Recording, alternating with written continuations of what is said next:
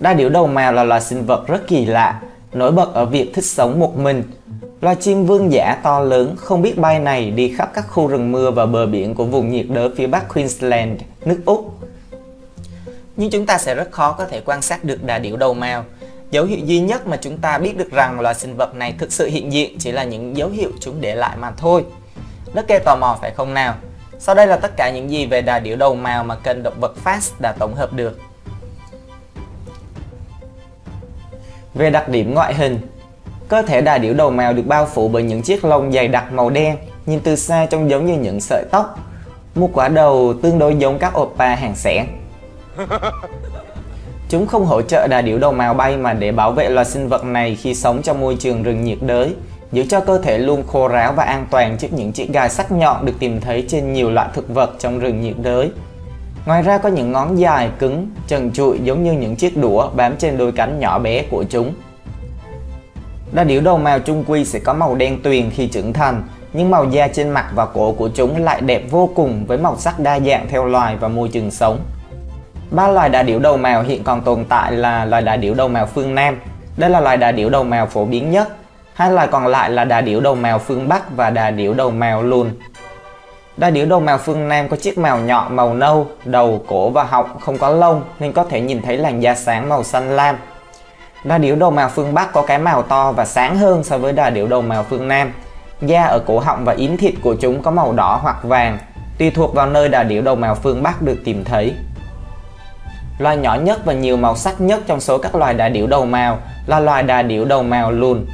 Chúng là loài duy nhất không có yếm thịt. Thay vào đó chúng sẽ có những chiếc đốm tròn màu tím dưới cổ và các đốm màu hồng sáng trên má. Chiếc mào của đa điểu đầu mào lùn có màu đen, hình tam giác và dẹt ở phía sau. Đầu và mặt cũng màu đen, cổ màu xanh đậm và vai màu đỏ hoặc xanh tím. Đa điểu đầu mào phương Bắc và phương Nam cao khoảng 1,5 đến 1,8 m và nặng khoảng 29 đến 58,5 kg. Con cái nặng gấp đôi con đực. Đa điểu đầu mào lùn cao khoảng 1 đến 1,5 m và nặng khoảng 17,6 đến 26 kg. Đa điểu đầu mào là loài chim không biết bay. Do không có cấu trúc xương lồng ngực giúp hỗ trợ các cơ cần thiết để chúng có thể bay, đa điểu đầu mào giống với đa điểu emu và đa điểu châu Phi cũng là những loài chim không biết bay. Mặc dù không thể bay nhưng chúng chắc chắn có thể chiến đấu rất cừ. Nuôi dưỡng con non là công việc của những ông bố đa điểu. Những con đầu mào đực sẽ giao phối với một vài bạn tình của chúng. Sau khi đẻ trứng, con cái sẽ bỏ chúng đi. Lúc này những con đực tiếp nhận và thực hiện nhiệm vụ ấp trứng ít nhất là 50 ngày. Những người cha này sẽ không bao giờ rời khỏi tổ của chúng, thậm chí có thể không ăn không uống. Khi trứng nở, những con đực tiếp tục dành thêm 9 tháng nữa để nuôi và bảo vệ con non của chúng. Tình chăm áp như vầng thái dương. Đa điểu đầu mào là những vận động viên nhảy cao đáng kinh ngạc. Một con đầu mào có thể nhảy lên khỏi mặt đất hơn 1,5 m. Đầu mào còn là những vận động viên chạy nước rút cừ khôi với tốc độ lên đến 50 km/h. Đa điểu đầu mào cũng là những vận động viên bơi lội cừ khôi. Chúng vượt sông lớn và có thể bơi trên biển. Đa điểu đầu mào ăn trái cây và cũng ăn cả phân của chính mình. Những con đầu mào hoang dã chủ yếu ăn các loại trái cây và quả mọng rơi từ trên cây xuống đất trong các khu rừng nhiệt đới, nơi mà được gọi là nhà của chúng. Một con đầu mào miền Nam điển hình có thể ăn gần 5 kg trái cây mỗi ngày, cùng với nhiều loại nấm và thỉnh thoảng là xác động vật để cung cấp thêm protein cho cơ thể. Đầu mào cũng săn các loại gặm nhấm, ốc sên và thằn lằn. Phân cũng được xem là một món có trong chế độ ăn của chúng. Phân của loài đa điểu này thường vẫn còn chứa trái cây chỉ mới tiêu hóa một nửa, vẫn còn nhiều giá trị dinh dưỡng. Vì vậy những con đầu mào này thường ăn phân lẫn nhau và cả của chính chúng nữa. Đa điểu đầu mào được xem là loài chim nguy hiểm nhất thế giới. Đầu mào với bàn chân gồm 3 ngón chân mang những móng vuốt sắc nhọn. Ở ngón chân thứ hai, tức là ngón giữa, có chiếc móng vuốt sắc tựa dao găm dài đến 12,5 cm. Đầu mào có đôi chân rất chắc khỏe. Chúng tấn công bằng cách nhảy lên trên không và đá về phía trước bằng chân. Cú đá nhanh như chớp với những móng vuốt sắc tựa dao găm đủ mạnh để gây thương tích nặng hoặc thậm chí là giết chết nạn nhân. Đa điểu đầu mào sẽ không tấn công khi không có lý do. Mặc dù mang danh là loài chim nguy hiểm nhất, nhưng đầu mào sẽ không tấn công bất cứ gì mà không có lý do cả. Bởi lẽ đầu mào là những sinh vật khá nhút nhát và sẽ tránh chạm trán với các loài sinh vật khác hết sức có thể. Tuy nhiên, chúng cũng là loài có tính lãnh thổ và tính phòng vệ con non của chúng rất cao. Thông thường, nguyên nhân chính dẫn đến những cuộc tấn công của đà điểu là để tự vệ cho các thứ mà mình vừa nói khi nãy, và từ những người tiếp cận chúng để bắt đà điểu làm thức ăn. Đầu mào rất khó quan sát và nghiên cứu vì chúng sẽ nhanh chóng lẫn trốn vào khu rừng nhiệt đới rậm rạp là nhà của mình. Vì vậy, rất ít người biết đến hành vi của loài sinh vật này. Đầu mào dường như hoạt động mạnh nhất vào lúc bình minh và hoàng hôn, khi chúng tìm kiếm thức ăn, và sẽ nghỉ ngơi ở một nơi có ánh nắng mặt trời vào ban ngày. Đà điểu đầu mào là loài sinh vật sống đơn độc gần như cả năm. Chúng sống trong phạm vi lãnh thổ được xác định không rõ ràng. Nếu như hai con đầu mào đực vô tình gặp nhau, chúng sẽ vươn vai, xù lông và tạo ra những tiếng ồn lớn cho đến khi một trong hai con quyết định rời đi. Nhưng nếu con đực gặp con cái thì con cái thường có thể khiến cho con đực phải chạy đi bằng cách vươn người lên một chút và yên lặng nhìn chằm chằm nó mà thôi. Vì con cái bự hơn đến gấp đôi nó mà. Về phân bố và môi trường sống, đầu mào có nguồn gốc từ các khu rừng nhiệt đới ẩm ướt ở New Guinea, các đảo nhỏ gần đó, Đông Nusa Tenggara, quần đảo Maluku và Đông Bắc Australia. Tuy nhiên, chúng lại có thể mạo hiểm đến những khu rừng cọ, đồng cỏ, sa van và đầm lầy. Không rõ một số quần thể trên đảo là tự nhiên hay là kết quả của hoạt động buôn bán của con người. Các nghi thức giao phối và kết đôi của loài đầu mào bắt đầu bằng những âm thanh ngân vang do con cái phát ra. Con đực sẽ tiếp cận và chạy lại với chiếc cổ song song mặt đất trong khi thực hiện các chuyển động đầy ấn tượng với cái đầu của chúng và làm nổi bật vùng phía trước cổ. Con cái sẽ tiến đến vỗ cánh một cách chậm rãi. Con đực cúi xuống đất và con cái bước lên lưng của nó một lúc. Sau đó con cái sang bên cạnh rồi cúi xuống để chuẩn bị hưởng thụ. Ý mình là giao phối. Hoặc nếu không muốn thì con cái có thể tấn công con đực. Đà điểu đầu mào được bảo vệ một vùng lãnh thổ rộng khoảng 7 km vuông cho riêng chúng. Những con cái sẽ có vùng lãnh thổ lớn hơn, xếp chồng lên lãnh thổ của một số con đực. Đà điểu đầu mào cái sẽ đẻ từ 3 đến 6 quả trứng màu xanh lục, mỗi quả dài khoảng 13 cm và nặng 650 g.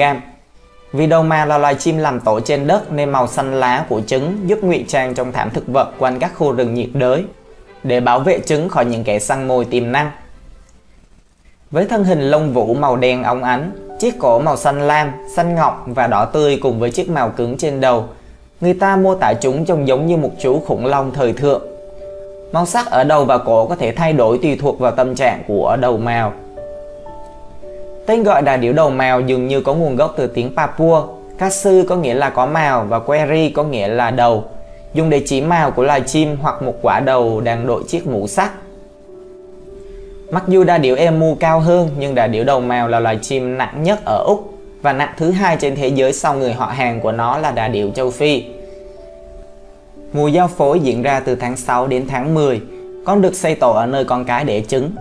Con cái có thể sử dụng nhiều tổ khác nhau để gửi trứng của mình.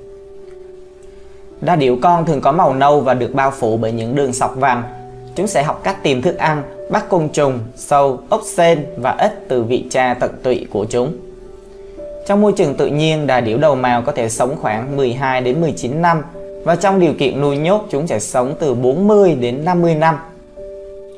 Mào của loài sinh vật này thường dài 15 cm và cao khoảng 17 cm. Chiếc mào phía trên đầu dùng để tự vệ. Nó giúp ngăn ngừa chấn thương sọ khi chiến đấu và đảm bảo có thể di chuyển dễ dàng hơn qua các thảm thực vật rậm rạp. Đầu mào có thị lực tuyệt vời cùng với đôi mắt to màu hổ phách hướng về phía trước. Thính giác của chúng cũng rất nhạy và khả năng thích nghi riêng biệt giúp chúng nghe thấy những tiếng kêu với tần số thấp từ những con đầu mào khác. Đà điểu đầu mào có chiếc mỏ nhọn nhưng không có lưỡi.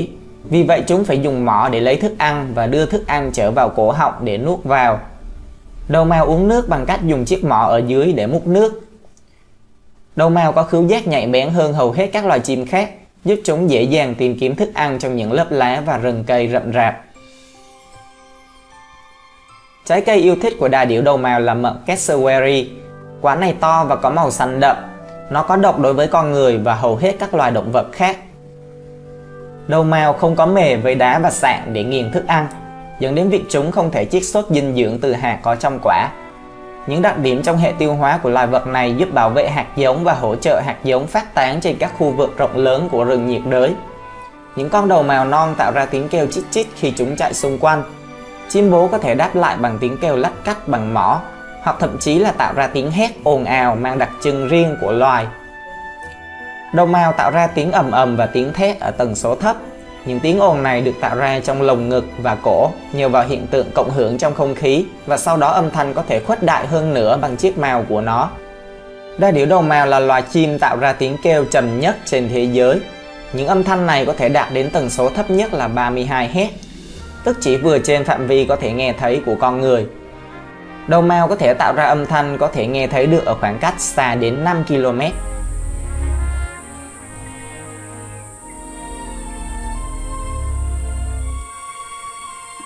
Các mối đe dọa. Đa điểu đầu mào phương Nam đang bị đe dọa ở Queensland. Môi trường sống mất và phân mảnh là nguyên nhân chính của sự suy giảm. Việc con người cho đà điểu ăn bằng tay là một mối đe dọa đáng kể đối với sự tồn tại của chúng, vì điều này dụ đà điểu đến các khu vực ngoại ô. Ở đó những con chim dễ gặp phải xe cộ và chó hơn. Lợn rừng phá hủy tổ của đà điểu đầu mào và ăn trứng của chúng. Lợn rừng cũng tranh giành thức ăn với đà điểu. Điều này gây nhiều khó khăn cho chúng trong giai đoạn đói kém. Mối đe dọa lớn nhất đối với đà điểu đầu mào vẫn là con người. Những mối nguy khác đối với đầu mào là dịch bệnh và thiên tai như bão. Nội dung hôm nay sẽ dừng lại tại đây. Cảm ơn các bạn đã theo dõi. Hẹn gặp lại trong video tiếp theo.